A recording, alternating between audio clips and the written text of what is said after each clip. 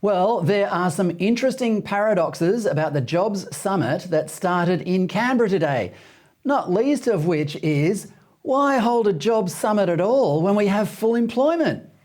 I walked past a cafe in Sydney yesterday that had a sign in the window that said, quote, "Please be patient, we're understaffed," unquote. Traditionally, this sign would have said, "Waiters and waitresses required, inquire within."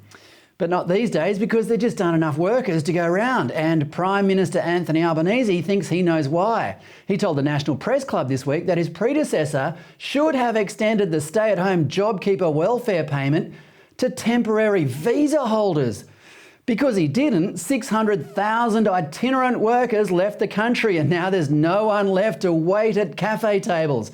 I'll ask my next guest, Queensland Senator Matt Canavan, in a second, what he thinks is the true purpose of the Jobs Summit and whether Australian taxpayers should have paid foreigners to stay here at the same time the government was locking Australians out. But first, there's an enormous opportunity for resource companies at the moment. Resource prices are at eye-watering levels at the moment. The price of gas in Europe is already at a record level and is tipped to hit €300 per megawatt hour by early next year, which is 10 times what it was just 18 months ago. And Australian company Woodside has just reported a 6-fold increase in profits, thanks partly to Europeans desperate to find another source than Russia for gas. Should we be making more of this than we are? Let's ask Matt Canavan. Matt, welcome back to the show. Good to be with you, Fred. Matt, could we be doing more to cash in on Europe's desperation for gas, coal, oil, and even uranium? Well, look, I wouldn't put it in those terms necessarily. Of course, I'm not against us making money selling our goods and services, but I think the primary reason we should be supplying more gas, coal, any other energy we can to Europe is to help them protect them against aggression from Russia. The key reason, or the key thing in Vladimir Putin's favour, is the leverage he has over especially Western Europe, because he supplies a significant amount of their energy needs.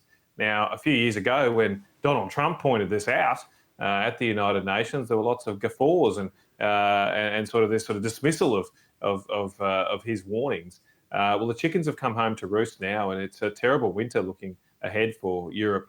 And we could help. We could help as a country with all the oil and coal we've got, all the gas we've got. Could help European countries actually have a little bit more energy for their purposes and not have to rely so much on dictatorial regimes like Vladimir Putin's. But the big thing holding us back is this red tape, this green tape that's imposed on new projects in this country. It makes it very hard to do anything. Yeah, I actually said that on the show last night, Matt. I mean, we actually have a moral duty to help Europe out because, I mean, a century ago, young Australians were sailing off to Europe to fight to defend Europe. Now all we need to do is sell them our resources so they don't freeze in the dark this winter. At record prices. At record prices, at record prices. And But we're not doing it because of the... Well, it's... Go on. Well, it's right there for us, Fred. The opportunity's there, but we've had this new government say no to a coal mine just north of where I am at the moment. We've had the same Environment Minister, Tanya Plibersek, say no to fast-tracking gas projects in Western Queensland. And there's just a lot of uncertainty out there about what is what can potentially be developed. When I was Resources Minister, we released 62 offshore acreages in 1 year for oil and gas exploration. We do that every year. And fortunately this year, the new government did do it. They did release the acreages, but that was down to just 10. Went from 62 to 10 in the space of a few years. And that's a demand-driven release. So the fact that people aren't demanding as much area to explore in Australia really concerns me. And I think it's an indicator of how Australia is no longer viewed as a sovereign risk-free country.